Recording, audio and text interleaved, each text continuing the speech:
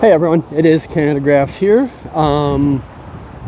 This will be my review of Captain America Brave New World.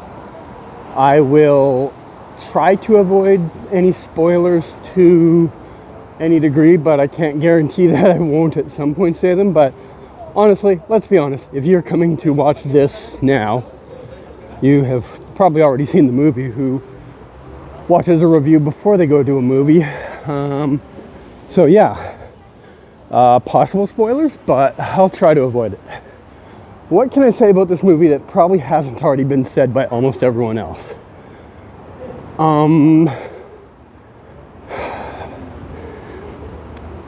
It's not the worst thing I've ever seen.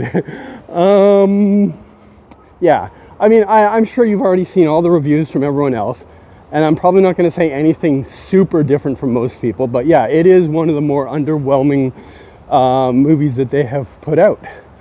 And I think it makes it worse because they put the Captain America name on the movie. If this was a Falcon movie, I think it would be okay. I think if it was just a Falcon movie, it's okay. But because you put the Captain America name to the movie, it's kind of underwhelming, to be honest. It's not the worst thing I've ever seen, like I said. I think it's watchable, but it's watchable only to a point price-wise. So I paid $17 Canadian to see this, and I feel ripped off. I think at $10 Canadian, I could walk away from it going, okay, fine. But at 17, I do feel like I got ripped off for the experience. So if you're looking at it from a price point and you're kind of like, how much entertainment value do you think you may get out of this movie? I would say, in Canada, about $10. In the US, what's that, like $6.50 US? Like, you're not going to a first run movie theater and seeing it for that price, I'll say that.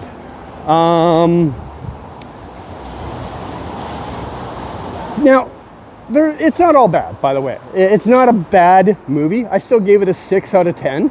But a 6 out of 10 is incredibly low by my standards for a Marvel movie. Usually when I walk out of a Marvel movie, I walk out of it, at least for a little while, 10 minutes, maybe an hour sometimes, thinking, man, I wish I was insert superhero name here, blah, blah, blah, blah, blah. And you're thinking about it for a while. You maybe have that delusion of being that and all that. You're thinking about it for a while. You're thinking about a fight scene. You're thinking about some snappy comeback that came from the movie. It's, it's usually on your mind. So the theater I saw it in, it was on the 3rd floor of the theater. By the time I got to the exit of the theater, the movie was already out of my mind. I'd already started thinking about what I'm doing next. I was going to get some food, had to go do some grocery shopping. That was already my thought process by the time I got to the exit. I wasn't sitting there thinking, boy, I wish I was insert character here. And that's a feeling I almost always leave a Marvel movie with, even the ones I'm not usually terribly impressed with.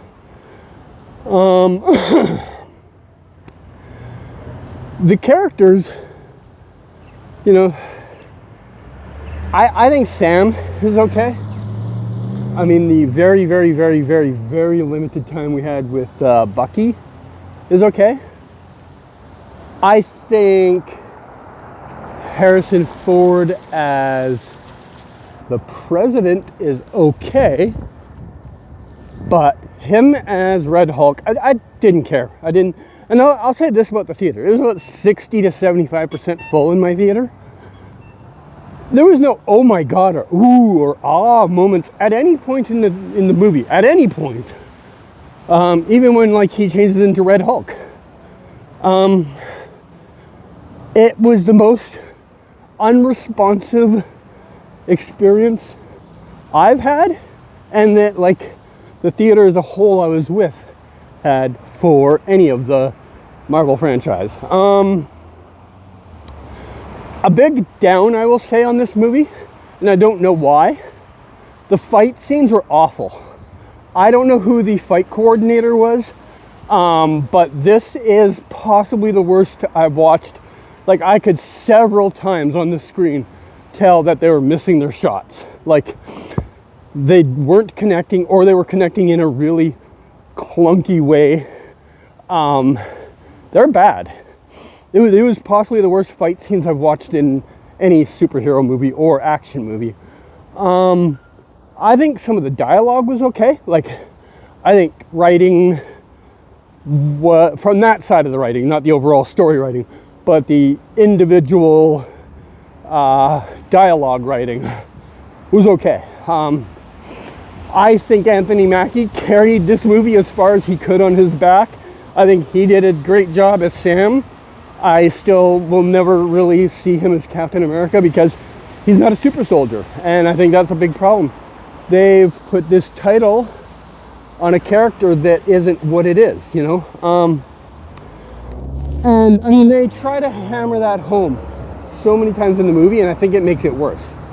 I think reminding your fan base over and over and over and over again that the guy you've anointed this title to is not in fact a super soldier makes it worse. Because all he is he's, you know, he's Joe Random guy with some cool Wakandan gadgets, right? Like, he's I don't know,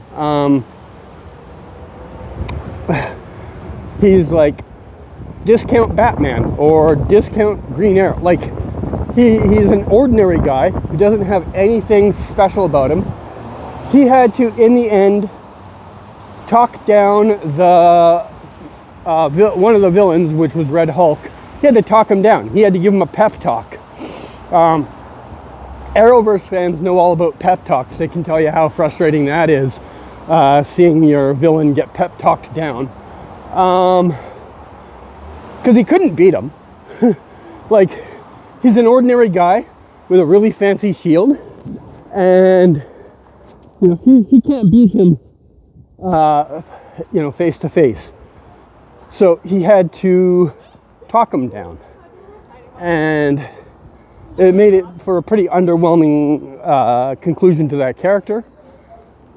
The other, like, primary villain of the movie is boring as fuck. No offense to who the hell is playing it?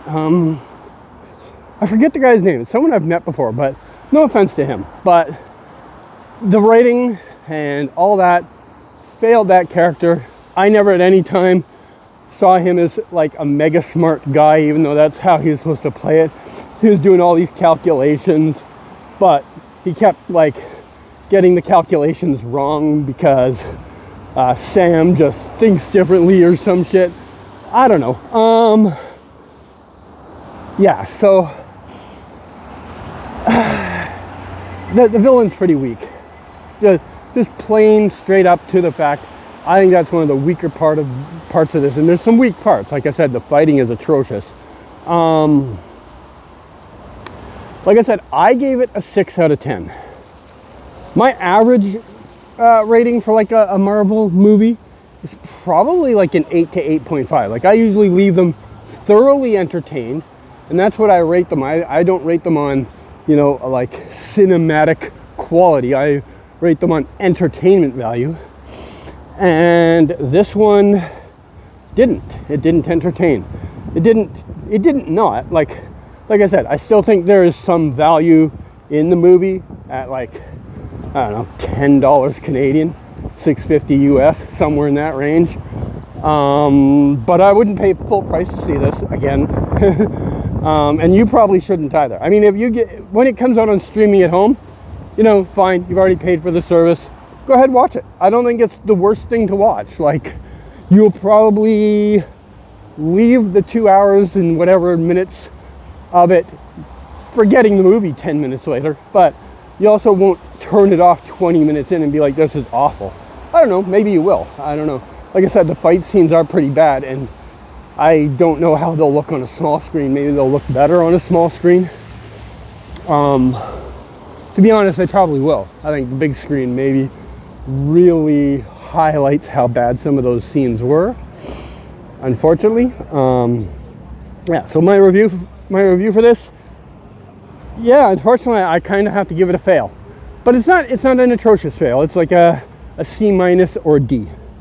And again, I don't think that's any problem on the actors' parts. I think the actors did what they could with the content they had available. I think Anthony Mackie is probably getting a raw deal because he's the one that's the character. He's the face of this, right? He's the one they decided to give this title to for a character that his character isn't qualified to be. Like, it would be if, like, the Chicago Bulls decided to pick, like, a random guy who's an above average player and said, this is our new Michael Jordan, and gave him number 23. Like, no, it's not the same.